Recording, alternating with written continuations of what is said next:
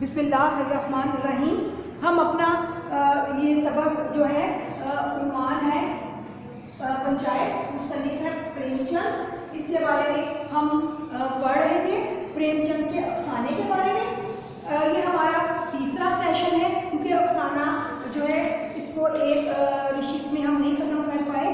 ہم اس کو 3 نشستوں میں ختم کریں گے جو کہ ساتھ ساتھ ہم اس کی تشریح بھی کرتے جا رہے ہیں. تو کیا اب ہم شروع کرتے ہیں. ہم نے جہاں سے اس کو چھوڑا تھا، ہم نے اس کو کہاں سے چھوڑا تھا کہ جب سمجھو سیٹھ اور لگو چودھری نے پنچایت بٹھائی اپنے بیل کے لیے. لگو چودھری کا بیل جو ہے انہوں نے سمجھو سیٹھ کو دیا تھا اور اب وہ بیل مر گیا تھا. تو اس بیل کی قیمت ادا نہیں کی سمجھو سیٹھ نے، اس کے لیے پنچایت بٹھائی گئی. اور پنچایت نے جو سمجھو سیٹھ ہے اس نے چلاکی اور مکاری سے کام لیتے ہوئے کیا کیا کہ اس نے شیخ جمن کے نام کو نامزد کیا، شیخ جمن کو نامزد کیا. اور چونکہ شیخ جمن کو اب سمجھو سے سمجھ رہا تھا کہ ساری چالیں اس کی کامیاب ہو جائیں گی، وہ لگو چودھری کو مات دے دے گا. لیکن اس کو یہ نہیں پتا تھا کہ انسان کبھی بھی خود سے سارے فیصلے نہیں کر سکتا. اوپر بھی ایک ذات بیٹھی ہے جو اس تمام معاملے کو دیکھ رہی ہوتی ہے. آخری فیصلہ بہرحال اللہ تعالیٰ کا ہونا ہے. اللہ تعالیٰ جب انسان اپنے اختیارات سے تجاوز کرتا ہے، جب حق بات سے پھر جاتا ہے، اللہ کی لاٹھی بھی بے آواز نہیں، پھر اللہ تعالیٰ اس دوسرے انسان کی مدد کرتا ہے جو بے یار و مددگار ہوتا ہے، جو سچ پر ہوتا ہے. تو کیا ہوا کہ جب پنچایت نے فیصلہ، جب شیخ جمن کو پنچ بنایا گیا، سرپنچ بنایا گیا، تو جب وہ اپنی سیٹ پر آئے تو انہیں احساس ہوا.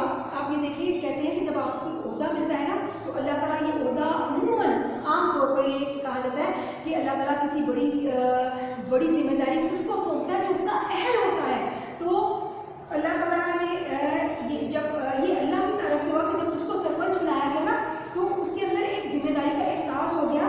اس کو احساس ہوا کہ انصاف کی اونچی مسند پر سیٹ پر بیٹھا ہوا ہوں، اس وقت میری بات ان پہ خدا ہے. اس وقت میں جو فیصلہ کروں گا اس سے 2 لوگوں کی زندگیاں متاثر ہوں گی. تو اس نے سوچا کہ اس میں میری نیت کو دخل نہیں ہونا چاہیے، میں نے اپنا فائدہ نہیں سوچنا، اس میں ان دونوں کا جو جھگڑا ہے، جو سچ ہے مجھے اس کا فیصلہ کرنا ہے. حق اور راستی کا، حق اور راستی دونوں کا مطلب سچائی کا جو بھر ٹلنا، سچ اور حق اور راستے سے جو بھر ٹلنا بھی مجھے دنیا اور دین ہی میں سیاہ بنا دے گا. اس نے سوچا جو وہ چھوٹا سا ہوتا ہے چاول کے دانے کی طرح. وہ کہتے ہیں اگر میں سچائی سے جو بھر بھی اتنا تھوڑا سا بھی ہٹ گیا جگہ سے، جو بھر ٹلنا اپنی جگہ سے ہٹ گیا، اپنے غلطی کر لی فیصلے کرنے میں، تو مجھے میرا دین اور دنیا دونوں سیاہ ہو جائے گا، میں اللہ کے آگے مجرم بن جاؤں گا. پنچایت شروع ہوئی، طریقے میں شہادتیں دیں، بہت کھینچ تان ہوئی، بہت کوشش کی گئی. اینڈ میں کیا ہوا کہ جمن جو ہے اس نے فیصلہ دیا کہ اس نے کہا لگو چودھری، جمن شیخ نے کہا سمجھو سیٹھ اور لگو چودھری پنچوں نے آپ کے معاملے پر بہت غور کیا ہے. سمجھو کو بیل کی پوری قیمت دینا واجب ہے. سمجھو پر یہ واجب ہے کہ وہ لگو چودھری کو پوری قیمت دے، کیونکہ لگو چودھری نے اس کو نیا بیل دیا تھا اور اب وہ اللہ کی طرف سے مر گیا تو کیونکہ اس نے تو بیل کو اس کے حوالے کر دیا تھا، اس کی قیمت دینا اس پر واجب ہے. اگر قیمت اس وقت، وہ کہتے ہیں اگر تم نے قیمت دینے میں تاخیر کی، اگر تم اسی وقت بیل خریدتے وقت ہی قیمت اس کو دے دیتے تو آج بیل مر جاتا تو یہ معاملہ جھگڑے کی نوبت ہی نہ آتی. تمہیں اسی وقت قیمت دے دینی چاہیے تھی، لیکن بہرحال اب تم اس کی قیمت دو، یہ تم پر واجب ہے. رام دھن مصر بولے کہ اسے تاوان بھی لیا جائے. تاوان کیا لیا جائے؟ کسی چیز کے حق میں اسے کہ اس نے بیل کو، نہ صرف بیل کو اس سے خرید کے پیسے نہیں دیے بلکہ اس کو اتنا دوڑایا، اسے اتنی محنت لی، اس کو کوڑے بھی لگائے، اس کی استطاعت سے زیادہ اس سے کام کیا، اس کو اس سے تاوان لینا چاہیے. جمن نے کہا کہ نہیں، اس کا اصل معاملے سے کوئی تعلق نہیں، اصل معاملہ یہ ہے کہ یہ بیل کی رقم ادا کرے. اور پھر کیا ہے، یہ لگو چودھری کی بھل منصری ہے، پر منحصر ہے کہ تاوان لینا ہے کہ نہیں. بھل منصری کیا ہے؟ اس کا جو اس کی اچھائی ہے کہ وہ اس نے لگو کے اس نے تمہیں یہ بیل دیا اور پھر مہینے کی مہلت بھی دی کہ بعد میں پیسے دے دینا. یہ فیصلہ سن کے لگو چودھری پھولے نہ سمائے، مطلب بہت خوش ہوئے کہ انہوں نے کہ جمن شیخ نے حق کا ساتھ دیا ہے جس کی انہیں بالکل امید نہیں تھی، اور وہ حیران اور پریشان ہوئے اور بہت خوش ہو گئے. 1 گھنٹے کے بعد شیخ جمن لگو کے پاس آئے، ان کے گلے لپٹ کر بولے جب سے تم نے میری پنچایت کی ہے میں دل سے تمہارا دشمن تھا، آج مجھے معلوم ہوا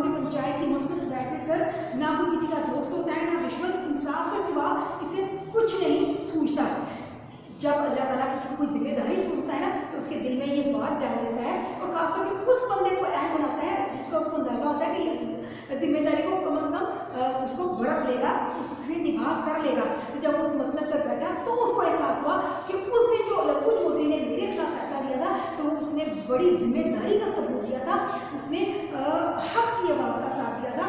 तो उन्हें कहते हैं कि मुझे तब एहसास हुआ कि जब पंच की सरपंच की मसलत पर कोई बैठता है तो वो एक जिम्मेदार शख्स होता है, वो किसी का दोस्त बाप भाई नहीं होता, उसको अल्लाह का फैसला सुनाना होता है। तो लग्गू रोने लगे, दिल साफ हो गए, दोस्ती का मुरझाया हुआ दरख्त फिर से हरा भरा हो गया, फिर उनकी दोस्ती उतनी ही मजबूत हो गई। अब वो चालों की ज़मीन पर नहीं, नाखुन इंसाफ की ज़मीन पर खड़ा था। मतलब पहले जो मकारियाँ साजिशें हो रही थी वो नहीं थी, बल्कि इंसाफ की ज़मीन थी जहाँ पर हक और सच का फैसला हुआ था। आपने ये अफसाना सुना, इस अफसाने में मुख्तलिफ किरदारों के जरिए उनकी इंसानी नफ्सियात को डिस्कस किया गया है, और एक बहुत अहम चीज़ जो पंचायत है कि पंचायत की अहमियत को वाज़ेह किया गया कि पंचायत की अहमियत क्या होता है, पंचायत का फैसला किस तरह इंसानों को पर असर अंदाज होता है कि उसको हक सच का फैसला करना चाहिए, वो अल्लाह की आवाज़ होती है। पंचायत की अहमियत को बताया गया है और मुख्तलिफ फर्जी किरदारों के जरिए ज़िंदगी की हकीकतों से रोशनास करवाया गया है, और इंसानों के आम रवैयों के बारे में बताया गया है, किस तरह इंसान अपने मुफादात की खातिर दूसरे के लिए बुरा सोचना शुरू कर देता है। अब इन अल्फाज यहाँ पर मैंने आपके पास जो अल्फाज मायने लिखे, इसके अलावा मैं आपको साथ साथ अफसाने में बताए गए अल्फाज के मायने बताती रही हूँ, इसलिए आपने तमाम अल्फाज के मायने देख लिए होंगे। अब हम अपने कुछ सवालों के जवाब देखेंगे। आपने सबक की एक्सरसाइज निकालें और देखें कि उसमें जो सवाल हैं उनके मैं आपको जवाब बताऊंगी। सबसे पहले ये कि अफसाना किसे कहते हैं। अफसाना किसे कहते हैं, ठीक है। अफसाना जो है वो ऐसी सनफ है जो कि कम अज़ कम आधे घंटे में या ज़्यादा से ज़्यादा 2 घंटों में पढ़ी जाए। इसमें वहदत तासुर होती है, मतलब इख्तिसार होता है, किसी एक टॉपिक को लेकर जो है मुसन्निफ चलता है और उसके बारे में ही बताता है। अफसाने में ज़िंदगी की हकीकतों को बयान किया जाता है। अब आगे हम देखेंगे और हमें क्या देखना है। पंचायत जो है, पंचायत क्या होती है, पंचायत का मफ़हूम बयान करें।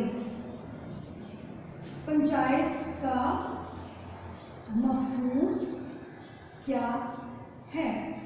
पंचायत कहते हैं गांव में जो है क्या होता है, क्योंकि वहाँ पर अदालतों का सिस्टम इतना मजबूत नहीं होता, वो उम्र बड़े शहरों में होती हैं, तो वहाँ पर लोग अपने तौर पर पंचायत बैठाते हैं। पंचायत एक ऐसी मजलिस होती है जिसमें उस इलाके के अमायदीन बड़े बड़े लोगों को शामिल किया जाता है, और वो किसी भी और उनमें से भी एक बहुत समझदार इंसान को चुना जाता है जो किसी 2 फरीक के दरमियान उनके मसले को हल करने के लिए फैसला सुनाता है, उसे हम पंचायत कहते हैं। इस अफसाने में किन हकीकतों को सामने लाया गया है। इस अफसाने में एक तो क्या है कि देहात की जिंदगी को तफसील से बयान किया गया है कि देहाती ज़िंदगी कैसी होती है, वहाँ पर किस तरह से फैसले जो हैं वो हक़ व इंसाफ के फैसले किए जाते हैं, पंचायत के जरिए किए जाते हैं। इसके अलावा इस अफसाने में ज़िंदगी की हकीकतों को सामने लाया गया है कि किस तरह इंसान एक दूसरे का गहरा दोस्त होता है तो अपने मुफादात के हक़ के लिए वो एक दूसरे का दुश्मन बन जाता है, लेकिन चूँकि इंसान की फितरत में अल्लाह ताला ने अच्छाई भी रखी है और बुराई भी है, जब उसके अंदर का अच्छा इंसान जागता है, जब वो किसी बड़ी मसलत पर बैठता है तो उसको अपनी जिम्मेदारियों का एहसास होता है। फिर क्या है कि वो अपनी आवाज़ को अल्लाह की आवाज़ बना लेता है, अल्लाह की आवाज़ को अपनी आवाज़ बना लेता है और फिर अपनी जिम्मेदारियों से ओहदा बरा होता है। इस अफसाने में ज़िंदगी की हकीकतों को और हमारी माशरे और हमारे समाज की, खास तौर पर हमारे देहात की जो ज़िंदगी है उसकी मुसीबतों, परेशानियों और मुश्किलों को उसने हकीकत बनाकर हमारे सामने मुसन्निफ ने पेश किया है। अब देहाती ज़िंदगी के मुख्तलिफ पहलू आपको बताए कि देहात में किस तरह से लोग क्या करते हैं, कि किस तरह पंचायत के ज़रिए फैसला करते हैं। देहाती लोगों की ज़िंदगी अमूमन सादा होती है, देहाती लोग थोड़े सादा होते हैं। जैसे कि जुम्मन जो खाला है उन्होंने शेख जुम्मन के नाम अपनी मलकियत लगा दी। अमूमन सादा मिजाज इंसान होते हैं। और उसके बाद लोगों की मुख्तलिफ नफ्सियात के बारे में बताया। लघु और शेख जुम्मन की चूँकि दोस्ती बहुत पुरानी थी, लेकिन फिर क्या है कि उनकी नफ्सियात को डिस्कस किया गया, इंसानी नफ्सियात को, उनके रवैयों को माशरती सतह पर, कि किस तरह से एक छोटे से मुखात की खातिर वो एक दूसरे के दुश्मन बन गए। अब आप ये देखिए कि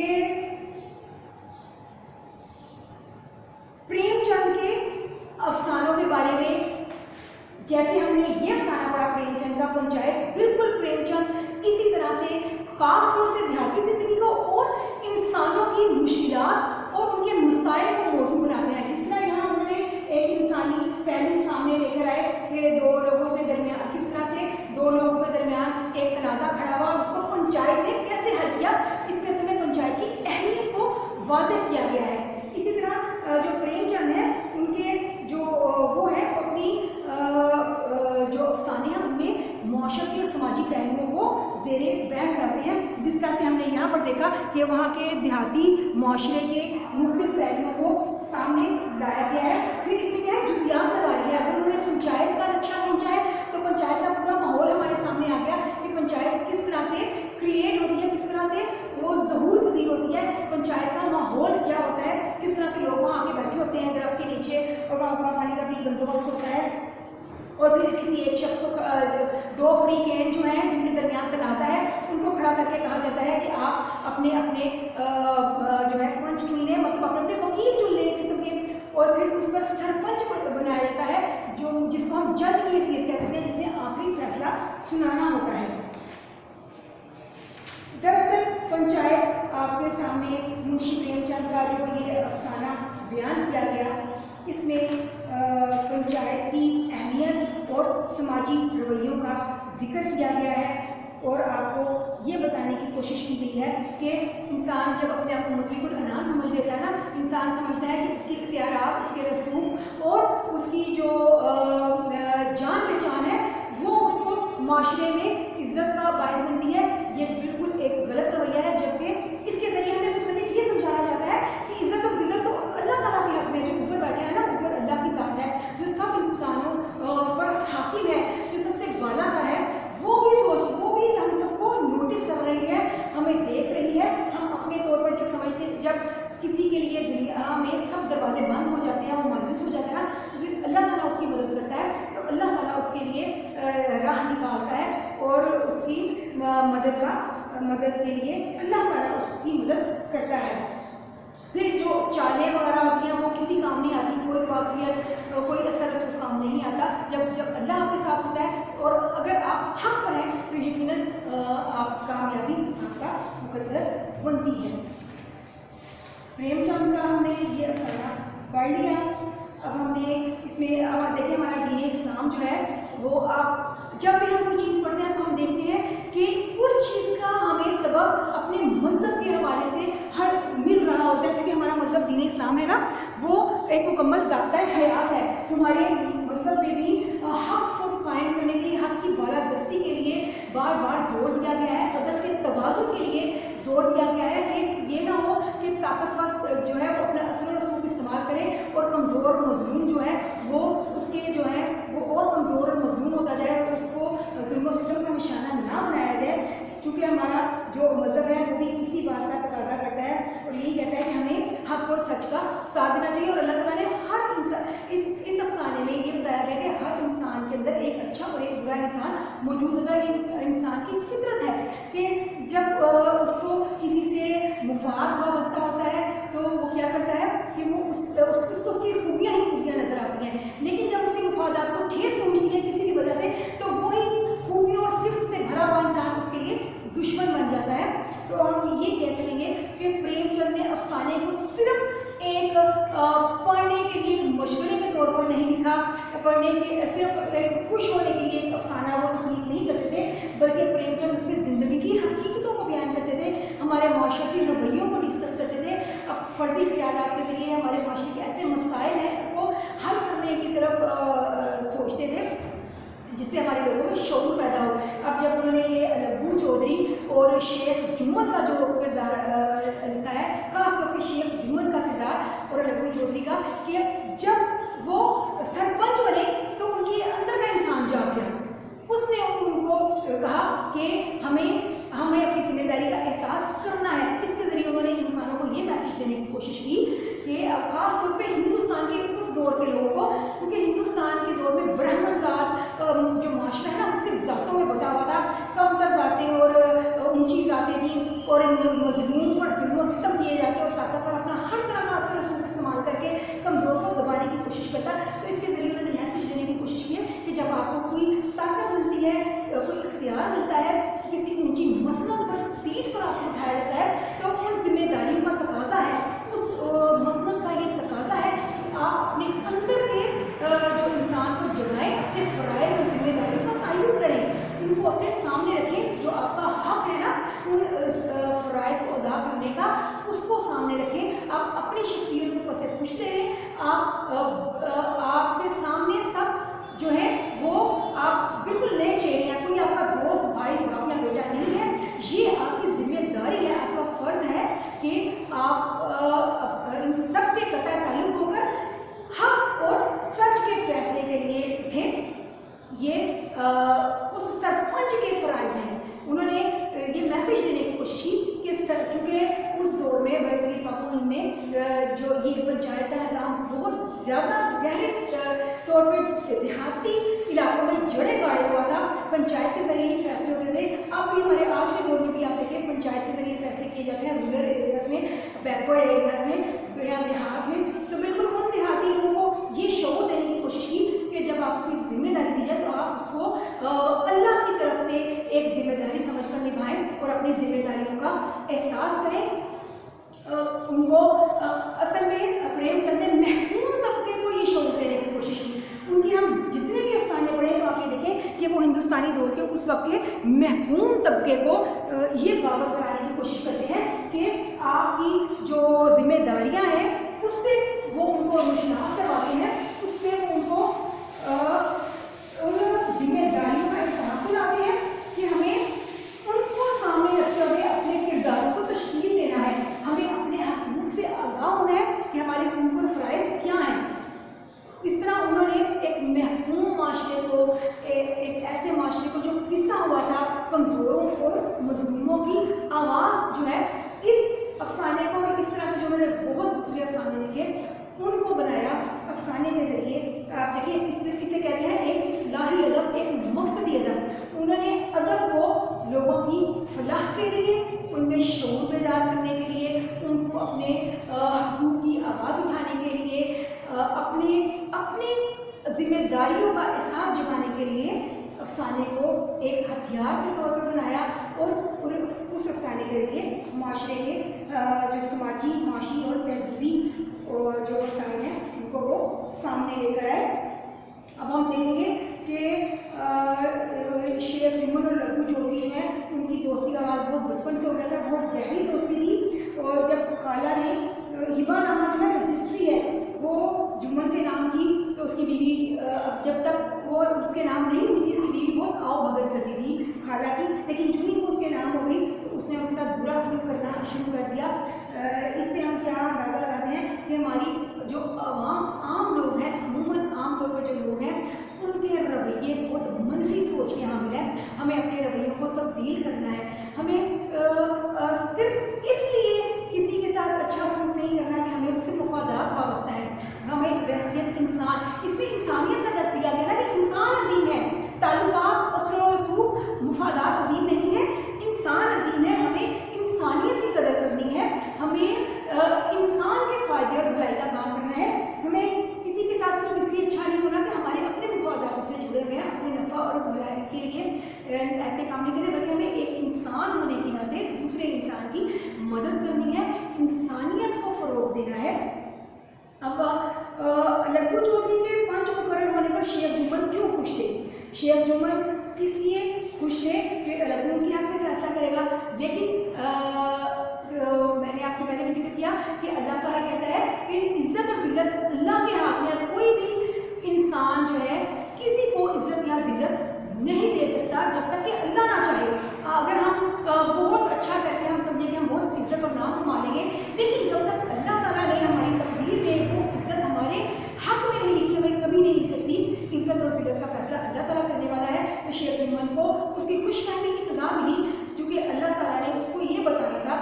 इस अफसाने के ज़रिए जो मुसन्निफ है वो ये बताना चाहता था कि ऊपर भी एक ज़ात बैठ गया जो इन सारे मामलात को देख रही होती है, इज्जत और जिल्लत उसके हाथ में है।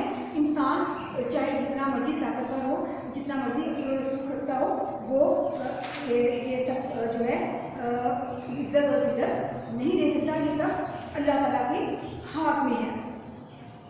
अब इसमें जो है हक और इंसाफ की, अदल और इंसाफ की अहमियत को वाज़ेह किया गया है। किस तरह से इंसाफ पसंदी, इंसाफ का कोई फैसला हक के बाद किसी इंसान की ज़िंदगी को में एक बेहतरी ला सकती है और अच्छाई का सबब बनती है ना उस माशरे की, उस माशरे की बुराई के पहलू को दबा देती है।